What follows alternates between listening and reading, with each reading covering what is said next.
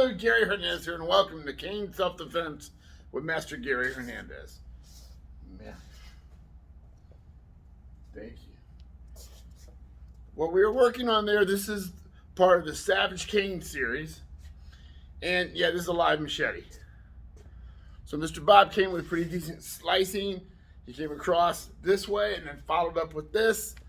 And there's a good gouge there. We worked a couple times to see how well this would work before we shot video.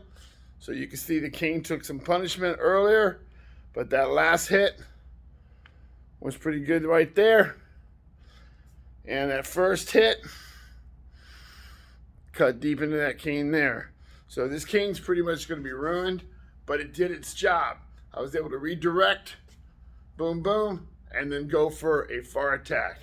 Now, we're going to go slow and show you what we kind of worked on here.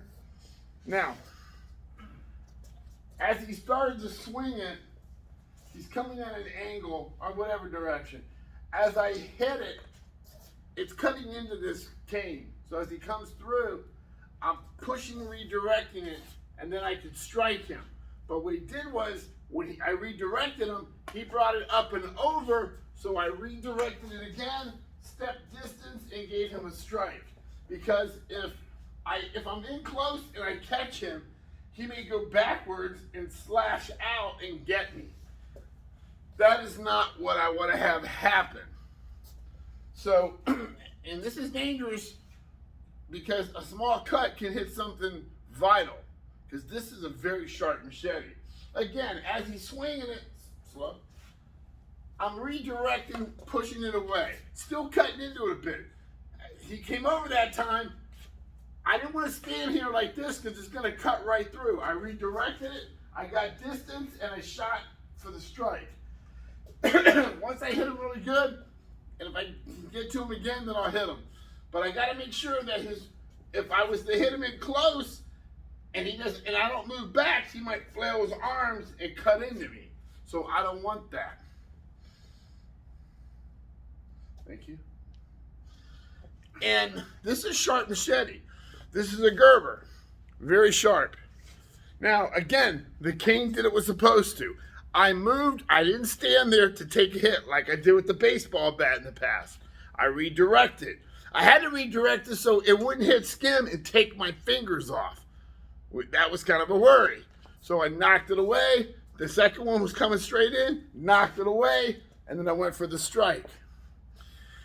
Now, is anybody going to come at you with a machete? You never know. This is my personal machete, and may I have the sheath, sir?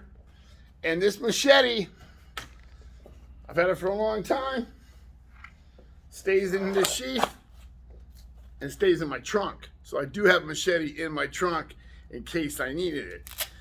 And in Florida, especially South Florida, they've been known to pull out some machetes down there. And other states, you never know. Around the world, people carry machetes. So with this was to show you that with the proper movements, you're going to ruin your cane, but you're going to be able to at least redirect a couple hits and then strike.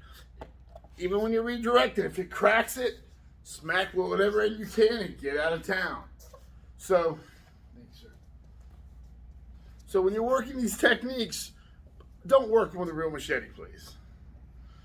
You know, work them with something that you're not going to get hurt with, and you're not going to ruin a cane.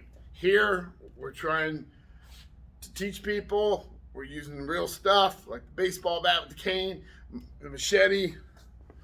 And again, you can see the hits this thing's been taking. So, nice and deep. So, I'd rather us ruin or make a mistake here so you guys can learn versus you getting hurt. So when you're working this technique, please don't use a live machete.